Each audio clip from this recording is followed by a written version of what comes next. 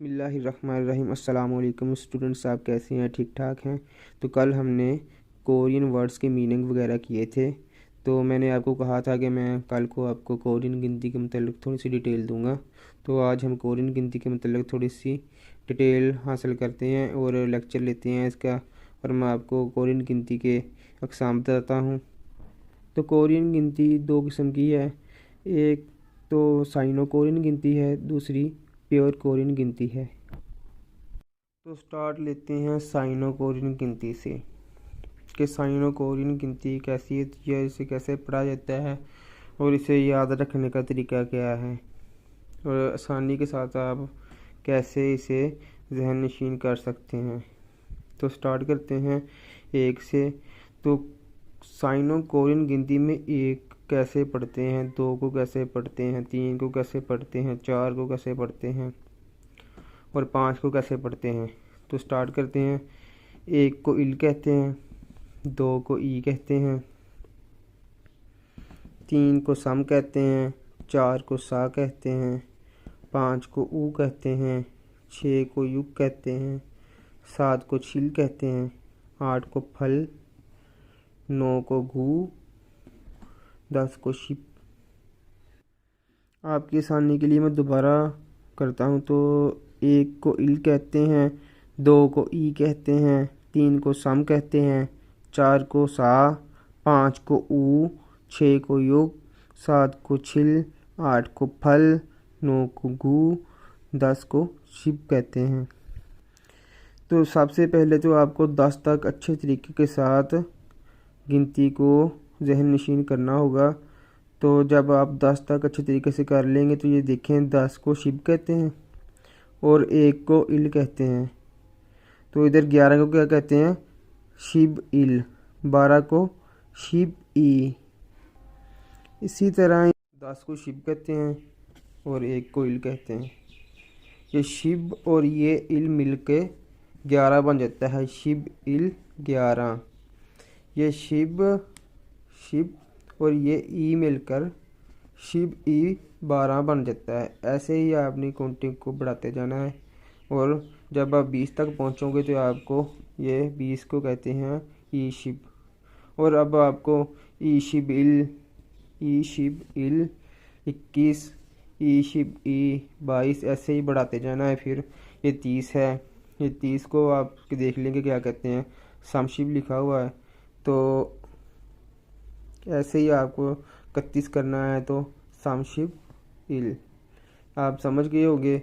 ऐसे ही 40 को साशिब लिखा हुआ है, ऊशिब, योगशिब, ये देखें, छिलशिब, फलशिब, खूशिब, भेग, शोन, मन, शिबमन। ये मैं आपको दोबारा डिटेल देता हूँ। 20 को ईशिब कहते हैं, 30 को शामशिब,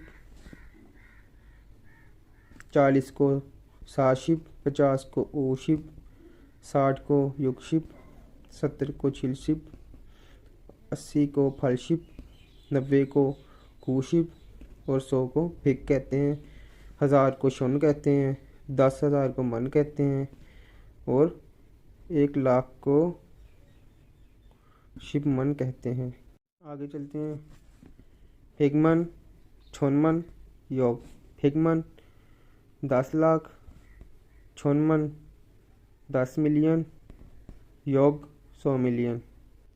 तो मैंने आपको ये गिनती के रिलेटेड सारा कुछ बता दिया है और आपको मैं साइनो कोरियन गिनती के रिलेटेड थोड़ी सी और इन्फॉर्मेशन दे देता हूँ कि साइनो कोरियन गिनती किस लिए इस्तेमाल होती है। ये गिनती के अलावा भी टाइम देखने के लिहाज से भी इस्तेमाल की जाती है। तो कोरियन ज़बान में टाइम देखने के लिए, यानी कि सेकंड्स और मिनट्स को मालूम करने और लिखने के लिए साइनो कोरियन इस्तेमाल की जाती है। मैंने आपको साइनो कोरियन गिनती के रिलेटेड काफ़ी इन्फॉर्मेशन दे दी है। उम्मीद करता हूँ आप अच्छे तरीके से कर लेंगे। तो प्योर कोरियन गिनती देखते हैं ये कैसे पढ़ते हैं। तो ये देख लें कि एक लिखा हुआ है, तो एक को कैसे पढ़ते हैं, दो को कैसे पढ़ते हैं। हना, दूर, सेट, नेत, दासोत, योसोत, इलगुब, योदल, आहुब, योल। ये 10 तक हो गया। अब आपको मैं एक एक करके बताता हूँ। एक को हना कहते हैं, दो को दुर कहते हैं, दू भी कहते हैं, प्लस नून किया उन्होंने।